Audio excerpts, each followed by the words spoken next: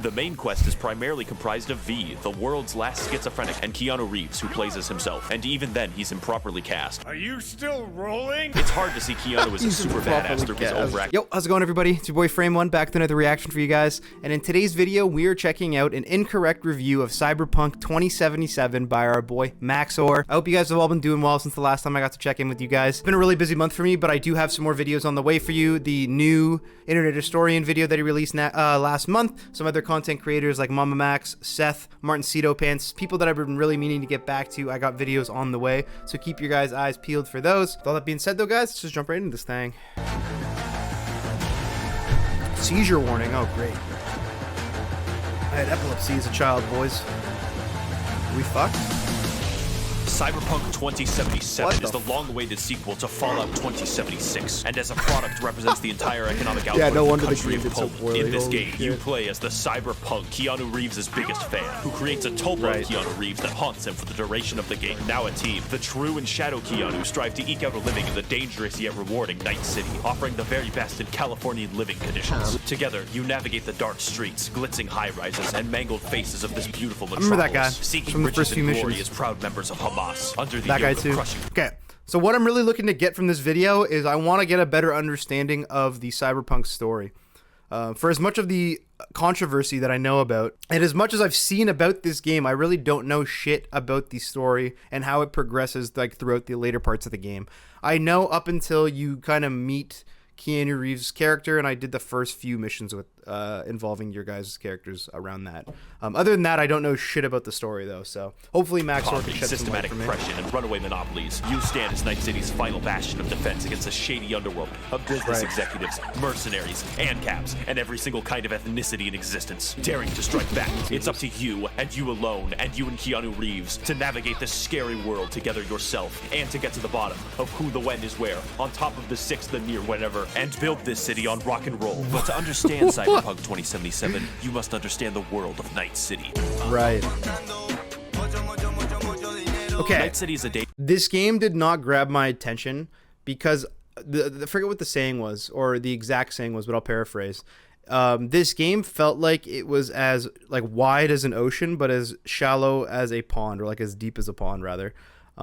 Which there's just no depth to this game. It looks great. The world looks incredible.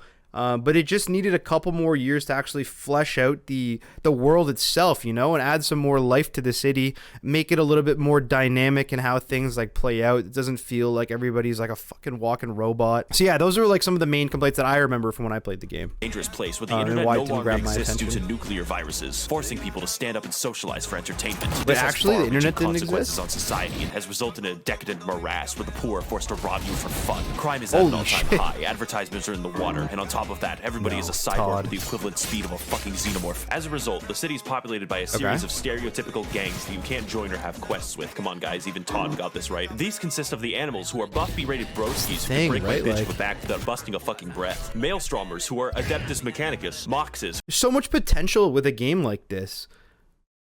Like, there's so many factions. Like, imagine like being able to choose a faction that you wanted to join, or even joining all of them, like similar to like a Skyrim type of deal, where you could join the Dark Brotherhood, you could join the what is it, the University of Magic, you could join the Thieves Guild.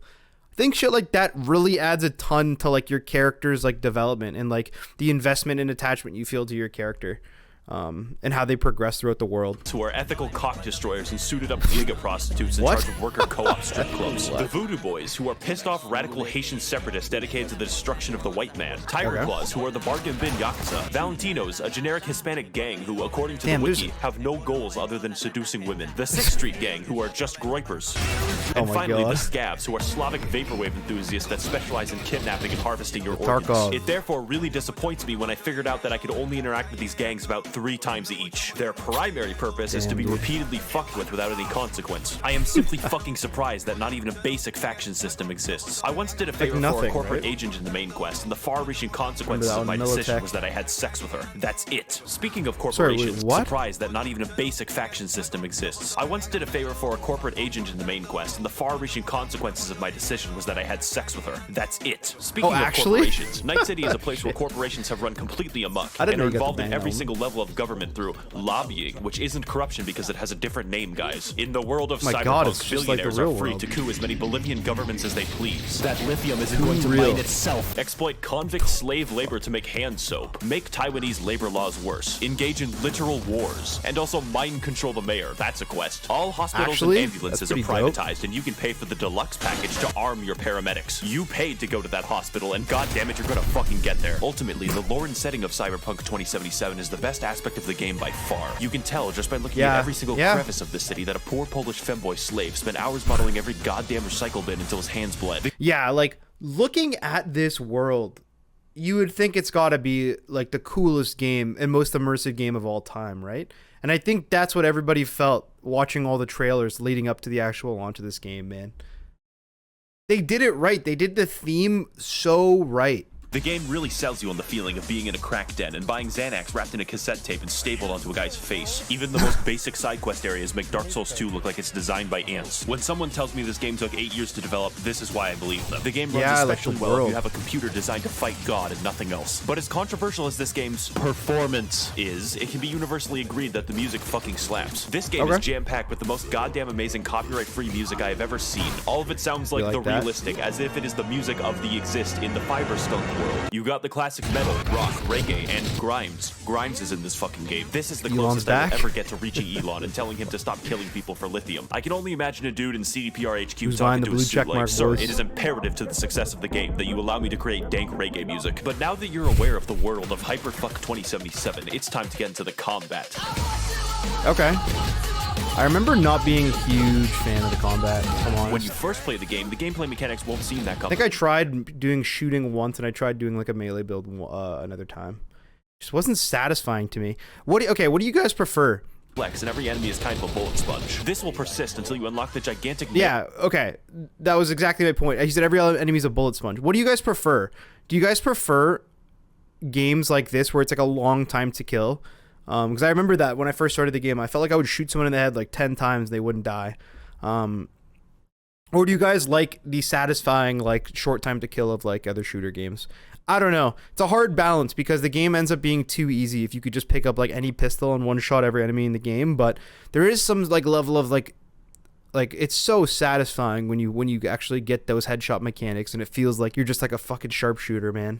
Mantis blades that protrude from your arms. Yeah, what do you guys and fly prefer 50 though? feet forward into most enemies like a xenomorph. This is the only goddamn RPG besides Skyrim where melee isn't just viable, it's fucking optimal. I didn't even try to hack or do stealth after. Okay, that makes sense. Ultimately, the game isn't afraid to let you break it in terms of damage numbers and lets you experiment with maybe 2 or 3 different main specializations on top of the basic shooter gameplay. If you stick to a basic rifle and try to do something like aim at enemies like a fucking idiot, you're gonna have a bad time. So what I recommend is stacking crit damage over several orders of magnitude with a revolver and insta-killing every single enemy you see. Any shooter that encourages you to be mobile in a fight is more fun than sitting in a corner and blinking, and Cyberpunk gives a lot of incentives to move. Cyberpunk is also a game where you not only modify skills in a tree, but metal in a body, such as passive bonuses that I don't care about, and the goddamn gorilla arms. Do I need to say more? You can return to monkey. Although, when it comes to all these different weapons and specializations, it seems that there isn't much variety in how you specialize. Whatever happened to Skyrim giving an entire skill tree dedicated to just being a werewolf? Tech pistols, smart pistols, stupid pistols, revolvers, burst fire? Have bonuses for all of them or none of them? The combat is fun, but there isn't that much to it. Oh, wow. Okay, right. So there's not even like a specialization for each type of weapon.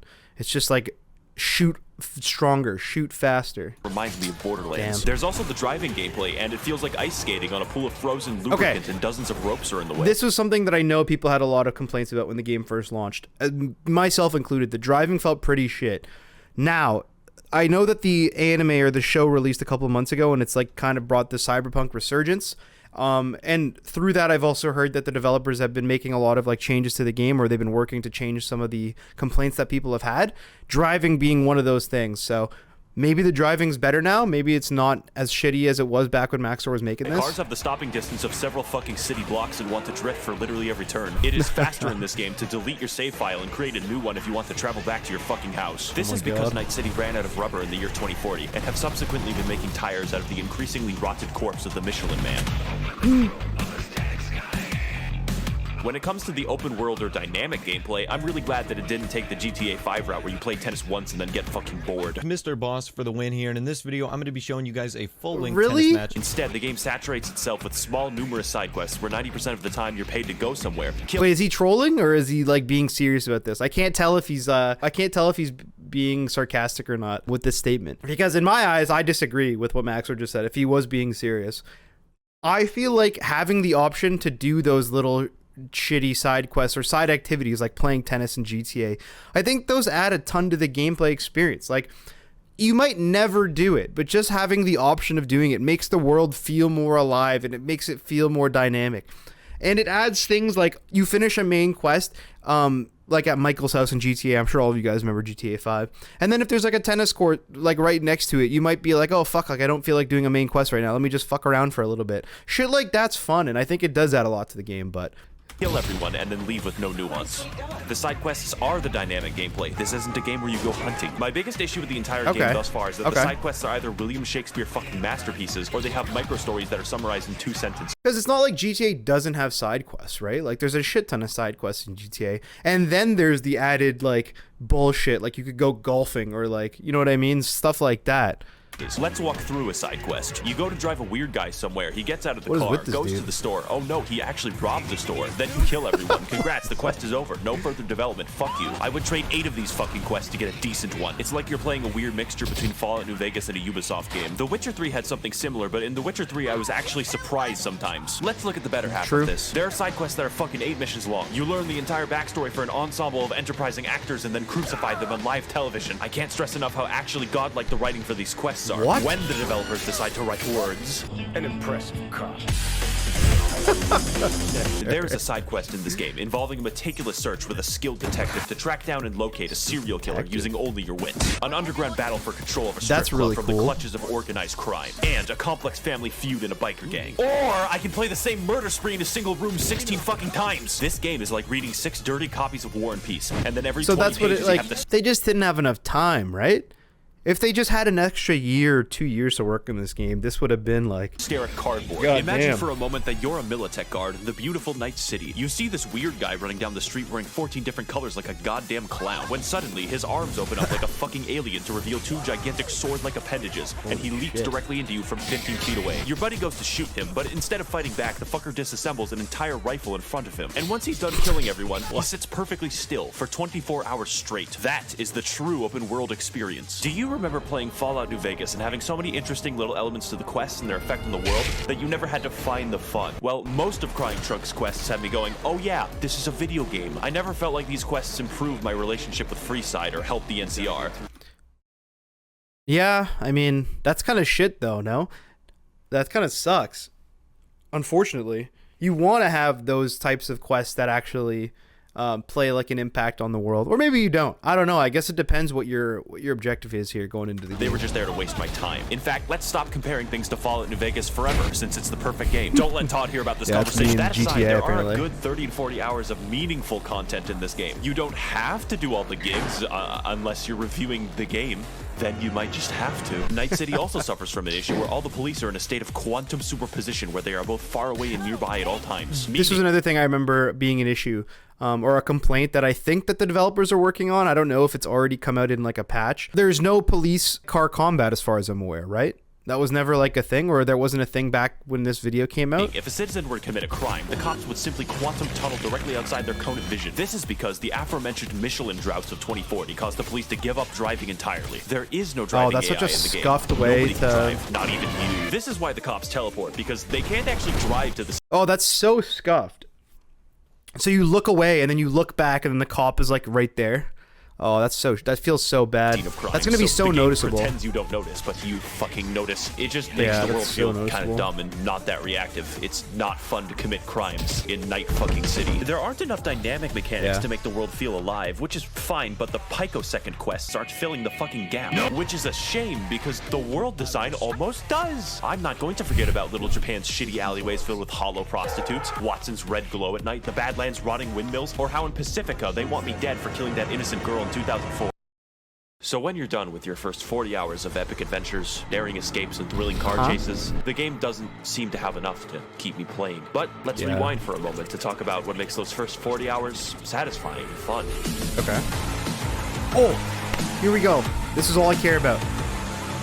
Spoilers for What the happened? rest of the video. I've saved this part for last in case you're a child or seeing this 10 years from now after Mecha-G's world takeover. In which case, like The Witcher 3, the main quest is actually not written by gorillas. In the years following Skyrim's release, Polish scientists were able to extract and locate the hidden element known as being fucking subtle, and are mostly able to apply it to the world of Cyberpunk 2077. The game is willing to stop and give you quiet moments with the characters, as if they're written to be like people, and not the apes that live near Ubisoft Montreal. Speaking of characters, the main quest is primarily comprised of V, the world's last schizophrenic, and Keanu Reeves, who plays as himself. And even then, he's improperly cast. Are you still rolling? It's hard to see Keanu as a He's super improperly badass through his cast. overacting voice, but that's okay because the game does everything else in its power to make sure that you think he is badass, and it works. The sections where you play as Keanu Johnny is are such a straight up power badass, though, fantasies IRL. where you use Keanu's dashing looks to invoke the mythical female orgasm. The story of Cyberpunk is one where the true and shadow Keanu begin in opposition, but through a slow web of corporate entanglement, gang warfare, and strip club participation, learn to love one another and grow as people, except only Johnny grows as a person. This is for the best because You have no V can character look like Peter development. Griffin, and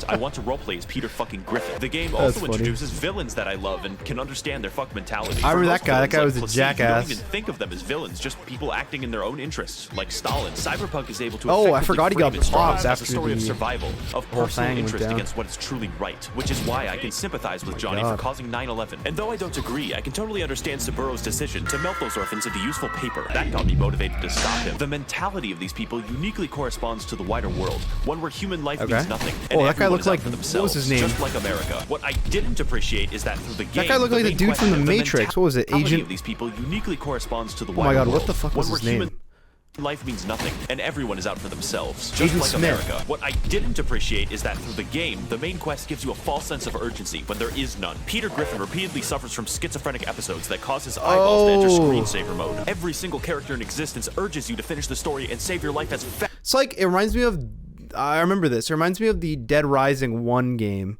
when you had your daughter who was like kind of infected and you just had to keep going to get her pills or some shit so she wouldn't turn into a zombie. I feel like it's like the same sort of concept here. Except there is no actual urgency, which kind of sucks because like they kind of shot themselves on the foot with the story, right? Because if there isn't actual urgency, if it's artificial, it feels like kind of scuffed from like a story perspective. But then if there is that sense of urgency, you're feeling rushed and kind of like anxious the whole time. So it's kind of shitty either way. Fast Unlucky. as possible, but it will never matter until the plot decides that it matters. If you do all of the side quests, V is the equivalent of a sickly paper bag carrying a shotgun with 50 hydraulic toasters attached, and one of those toasters used to be a rock star before a geriatric toasters Japanese man candy. ate his soul. The game insists that you're weak and dying, when in reality you've killed thousands of people out the fucking hospital window, and it's jarring. Lastly, people are mad online that you can't continue after the main quest because they are wombats. And if you fuckers somehow Okay, convince you CDPR can't. to patch in a post-game, I will eat a cricket on camera. Is this game worth your money? Oh, Probably. what, does the world get destroyed or some shit? Unless you Like, have a what PS4. happens in the story? In which case you've already been sent to the black pit of shale from which you will never return. What I'd happens like to to your thank the character, monetary I wonder? contributions of the oil barons and media conglomerates that fund my channel and keep it operational. Thank you all for watching, and of course, death to Arasaka, paid for by Miltech. That's funny. That was a good video, man.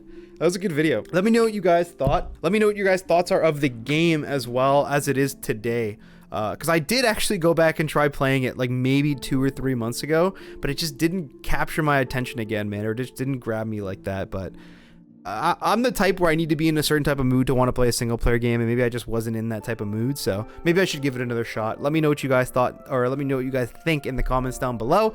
Let me know what you guys want me to check out next. I told you guys already that I do have the new Internet Historian video, as well as Mama Max, some Martin Cito Pants videos that I need to get back to, some more Seth shit. There's just so much shit I gotta react to, guys. So let me know what else you guys want me to check out in the comments below. Say hi to me if you guys just want to say hi.